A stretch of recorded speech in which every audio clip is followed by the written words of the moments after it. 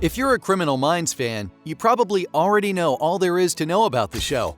But do you know anything about the real minds behind the show? I'm talking about the actors, of course. Because there are some seriously interesting things about the people who play our favorite characters that not a lot of people know. What you might not know about Matthew Gray Gubler may just shock you. Here are some things you didn't know about the cast of Criminal Minds. First off, you won't believe what Shemar Moore was up to before he got his role as Derek Morgan. Before he got into acting, he was actually a fashion model. Pretty cool, right? It's also quite a different direction from his role on Criminal Minds, a show about criminal profilers. But yeah, he started out his career as a model during his time at college, right before he started acting. His career began with his role as Malcolm Winters on The Young and the Restless way back in 1994. And of course, he's skyrocketed to success for his role in Criminal Minds, a show he joined right when it began in 2005. Some fans may remember that he stayed on the show until season 11 when he left on his own accord. After 11 crazy seasons of the hit show, Moore just decided that enough was enough and quit the show. In the plot of the show, something similar happens.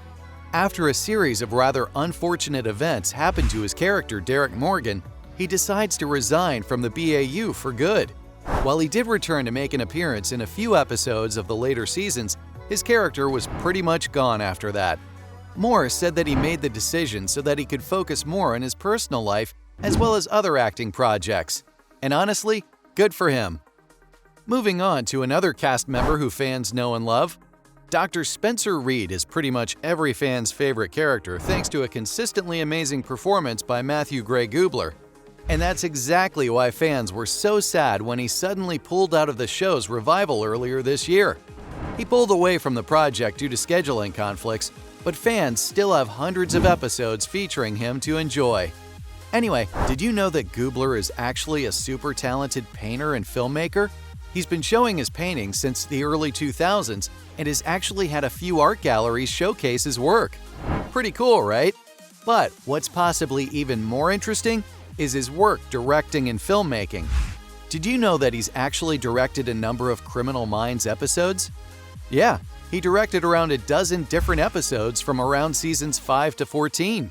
In fact, when his co-star Paget Brewster left the show in season 6, she asked specifically for him to direct her final episode, which is pretty sweet when you think about it. Even though she returned to the show later on, it's still heartwarming to know that she got the original send-off she wanted. Also, Brewster and Gubler are actually still friends to this day and seem to be pretty close. Along with his directing and painting, Gubler also went on to publish a children's book in 2019. The book is all about a monster named Rumple Buttercup who hides because of his different appearance.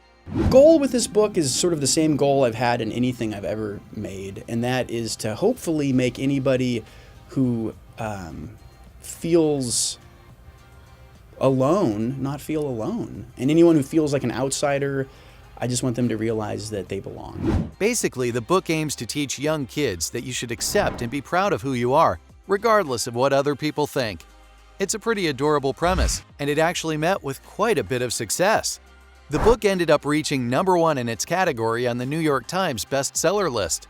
In his time as an actor and a creative, he's certainly achieved a lot. Speaking of people who have achieved a lot, let's focus on AJ Cook next. What she did before she acted might surprise you. But first, did you know that Cook was actually legally blind as a child? Yeah, she had to wear huge Coke bottle glasses and struggled a lot in school because she literally couldn't see the board or even other students. Eventually, she got surgery to correct her vision, and she can now see perfectly well. Also, throughout her childhood, Cook was actually a competitively trained dancer in Canada, where she's originally from. She began dancing when she was just 4 years old, and eventually, she was competing nationally in dance. That was until she decided at age 16 that she wanted to be an actor. Then, she went from starring in McDonald's commercials in her hometown to being a recurring cast member on Criminal Minds. Can you believe that? Once she was on the show for a while, she even went on to direct a few episodes of the show, including some of the newer episodes of the revival. She's really had a quite successful career if you ask me. Moving on to another member of the cast who's had a few different creative endeavors over the years, let's talk about Kirsten Vangsness, who plays the role of Penelope Garcia. Did you know that she's a writer? Yeah, she even eventually wrote a few episodes of the show.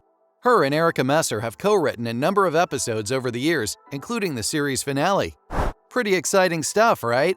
But just wait, because there's so much more.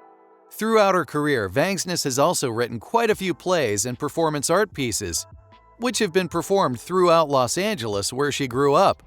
Most recently, she performed a one-woman show titled Mess to a sold-out audience in Hollywood.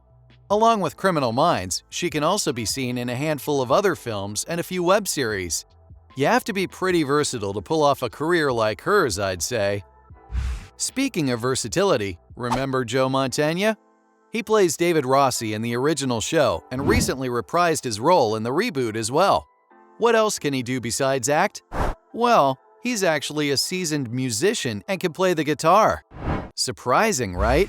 The multi-talented actor was actually formerly in a band in his younger days. In fact, he played bass in a small Chicago band called The Apocryphals, and they eventually played with another local group, The Missing Links.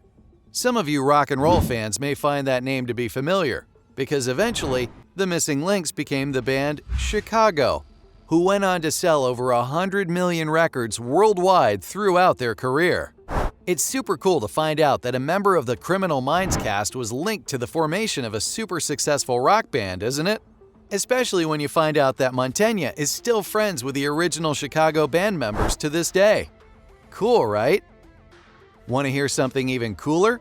Paget Brewster, the actress who plays Emily Prentice, is actually a trained opera singer. Pretty crazy, I know, but she really is a super talented singer.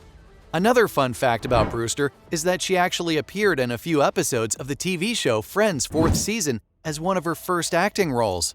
Believe it or not, way before Criminal Minds, she got her start playing a temporary love interest in the classic sitcom. I knew it was over and Kathy wasn't coming back, because I originally just was going to do 1 episode, then it was 2, then 4, then 6. And they were all so nice. They were really, really sweet.